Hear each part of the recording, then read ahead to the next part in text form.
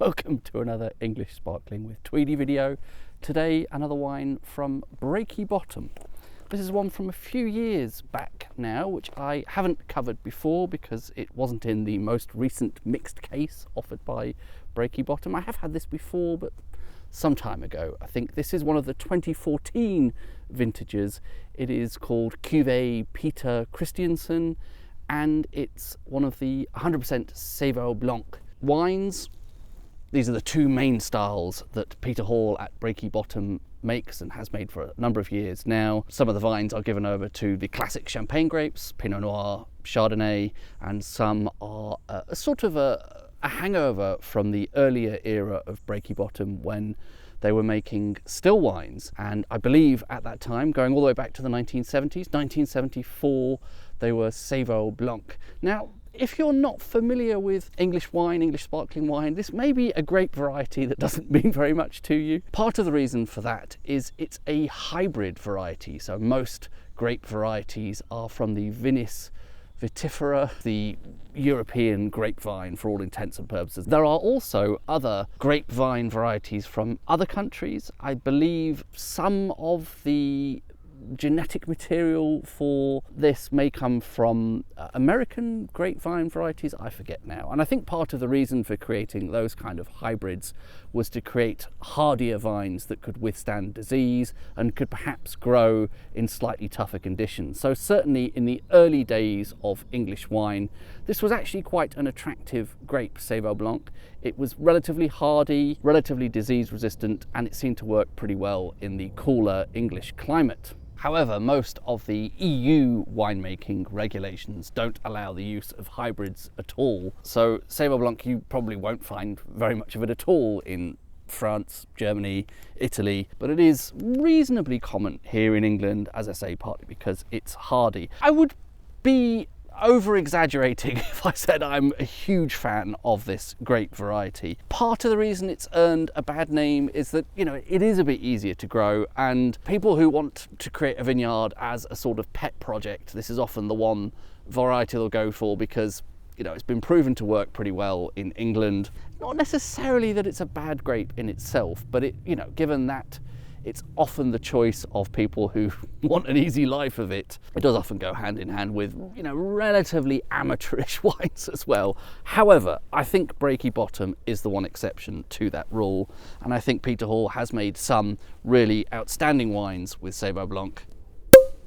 Perhaps the most famous, which I'll be tasting in a upcoming video, is Koizumi Yakumo. Was that a 2010, 2011 vintage? It's won many rave reviews.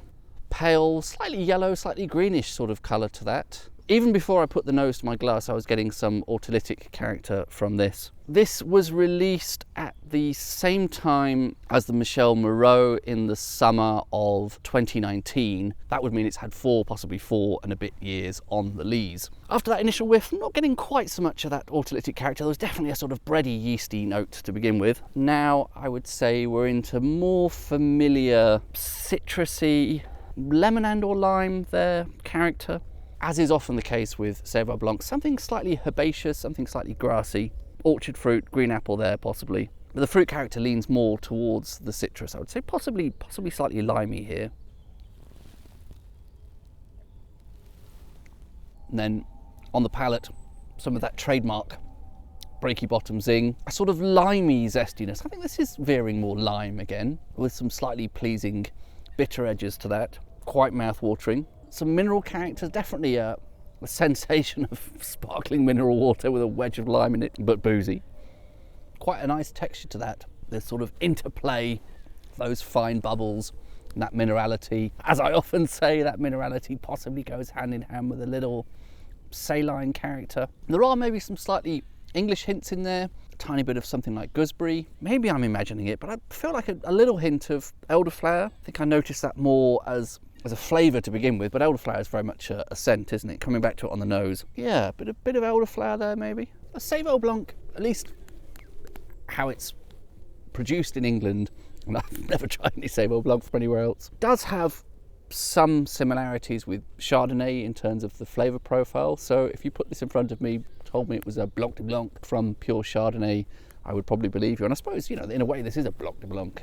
It's a white wine made from white grapes. I suppose the way that it differs is, I think Chardonnay can achieve a bit more sort of finesse and elegance, and maybe a Blanc de Blanc of this sort of age, 2014, so, you know, 10 years old now, 4 and a bit years on the lees, 5 and a bit years under cork, might start to be getting kind of richer, sort of more buttery notes emerging, whereas Seyval Blanc tends to remain more fruity and fresher, and again herbaceous, grassy, a little bit more sort of rustic, a bit more rural. This is still very much a sophisticated traditional method sparkling wine. I'm not trying to play it down, just trying to give a sort of frame of reference to those of you who may not have had Seyval Blanc before, and I think there definitely is something in common there with Chardonnay. So this is a bit like having a Blanc de Blanc, but it does do some things different, and I would say, yeah, a little bit more sort of countryside-y. We get that in the notes of elderflower.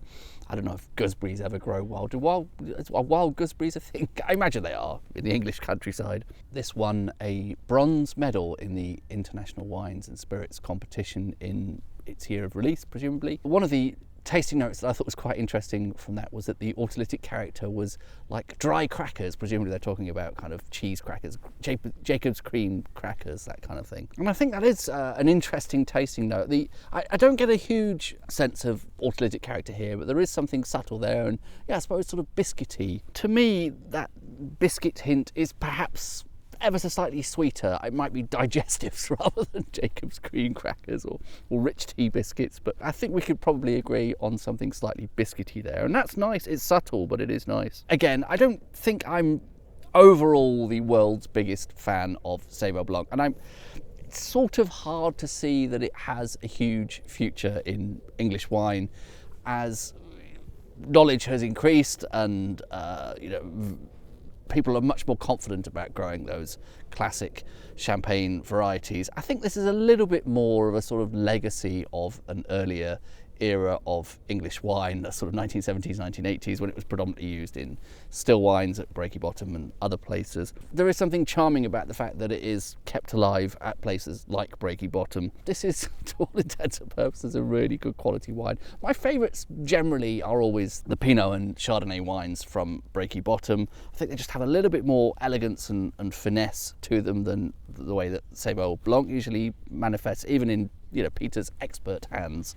I don't think anyone does a better job of it than he does. And in some really exceptional years, this does things that are quite different from what I think Chardonnay would be able to do. So, you know, the next tasting, we'll have a look at the Koizumi Yakumo, much lauded wine from Peter, made again with 100% Seyval Blanc, and that has gone into some really, or at least the last time I tried it, I hope it's still there, got into some really interesting places, which I don't think I've ever experienced from a pure Chardonnay. I think as a possible addendum, what I would say is experimenting with grapes beyond the classic champagne grapes, Pinot Noir, Pinot Meunier, Chardonnay, is possibly going to be one of the key things for English wine's future. If we end up, you know, purely just recreating champagne from that point of view, then, you know, I think that's sort of missing a trick, really. So Peter has shown you definitely can make good wine from Seyval Blanc. Not sure this grape is the one that is going to kind of give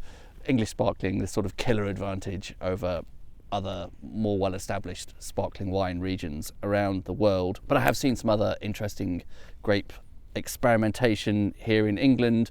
Things like Auxerrois, I think, has shown some really great results of this beautiful sort of peachy stone fruit character. As I've said probably several times before, I think this desire to experiment, this freedom to experiment, because we have far fewer rules and regulations here in the UK wine industry. There are PDOs and PGIs that you can adhere to. They both have a list of acceptable grape varieties. One of them, I think, does include Seyval Blanc. I think the other perhaps doesn't. I forget now exactly. But you also don't need to follow those rules, and many English wine producers just don't bother getting that accreditation, and you can still produce English wine regardless. It's just a different set of words that you're able to put on the label. I think you have to say product of England rather than English wine. I definitely would encourage the industry, not that anyone's listening, to do more of the to try and experiment a little bit away from those classic grapes. Wonderful results though you can achieve with the classics. I think the future of English wine at least partly depends on that freedom and that willingness to experiment a little bit beyond the classics. So, babbling too much. Cheers.